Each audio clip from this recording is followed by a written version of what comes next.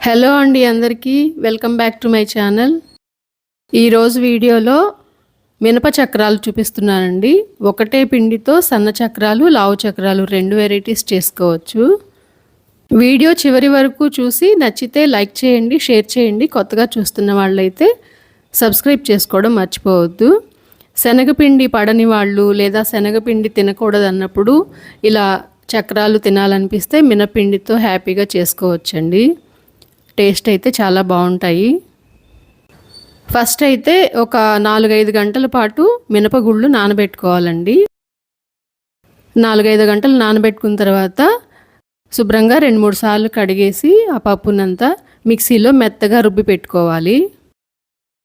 ఇప్పుడు పిండినంతా కలుపుకోవడానికి వీలుగా ఉండే వెడల్పాటి ప్లేట్ లాంటిది తీసుకొని దాంట్లోకి 4 గ్లాసులు వరిపిండి, అందులోకి మనకి రుచికి సరిపడా 2 స్పూన్లు కారం, 1.5 స్పూన్ ఉప్పు, అలాగే 1 టీ స్పూన్ వాము ఇలా క్రష్ చేసి వేసుకుంటే మంచి సువాసన వస్తుంది. ఇవన్నీ వేసిన తర్వాత పిండిని అంతటిని ఒకసారి బాగా మిక్స్ చేసుకోవాలి. ఇప్పుడు ఒకసారి టేస్ట్ చూసుకొని ఉప్పు కానీ కారం కానీ సరిపోకపోతే అడ్జస్ట్ చేసుకోవచ్చు. ఇంట్లో ప్రిపేర్ చేసి పెట్టుకున్న వెన్న ఉంటుంది కదండి, సో అది ఒక 4-5 స్పూన్లు వెన్న వేసుకుని, ఈ వెన్న వేసుకోవడం వలన చక్రాలు గుల్లగా వచ్చి టేస్ట్ అయితే బాగుంటాయి. రుబ్బి పెట్టుకున్న మినప్పిండి కూడా మొత్తం వేసేసి బాగా మిక్స్ చేసుకోవాలి.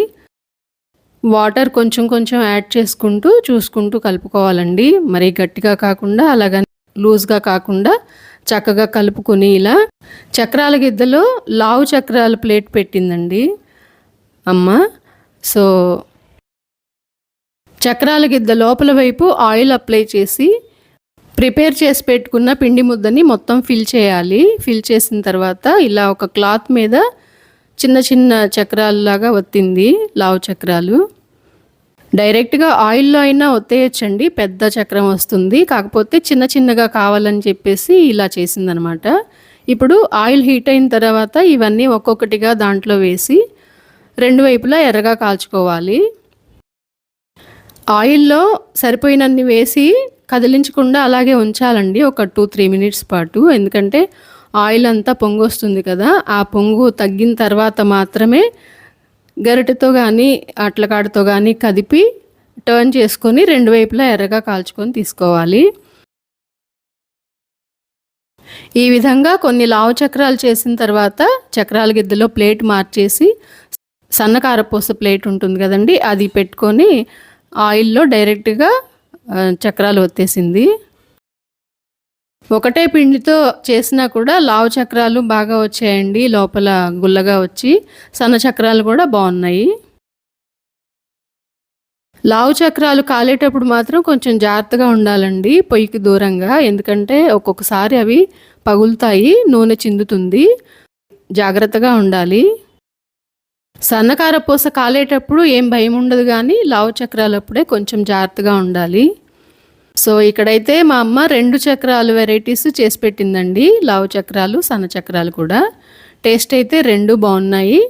అలాగే శనగపిండి చక్రాలు ఎలా టేస్టీగా ఉంటాయో మినపిండి చక్రాలు కూడా అలాగే ఉన్నాయండి, బాగున్నాయి. ఎప్పుడైనా పండగలప్పుడే కాకుండా స్నాక్స్ ఏదైనా తినాలనిపించినప్పుడు కూడా ఈ విధంగా చేసుకొని తినేయచ్చు.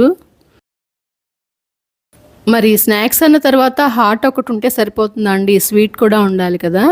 అందుకే ఎప్పుడో 2 మంత్స్ బ్యాక్ మినపసున్ని పిండి చేసి పంపించింది. దాంట్లోకి ఇంట్లో కాచిన నెయ్యి సరిపడా వేసి సున్నుండలు అయితే చేశాను.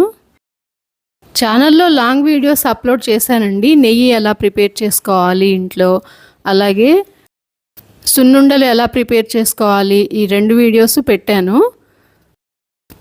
అప్పుడు పోస్ట్ చేసిన సున్నుండల వీడియోలో పుట్నాల పప్పు పొడి, ఎండు కొబ్బరి పొడి కూడా యాడ్ చేసాము. కానీ ఈసారి మాత్రం సున్నుండల్లో ఓన్లీ మినప్పప్పు, బెల్లంతోనే చేసామన్నమాట. 2 వెరైటీస్ బాగుంటాయండి. వీడియో నచ్చితే please do like, share and subscribe. Thanks for watching.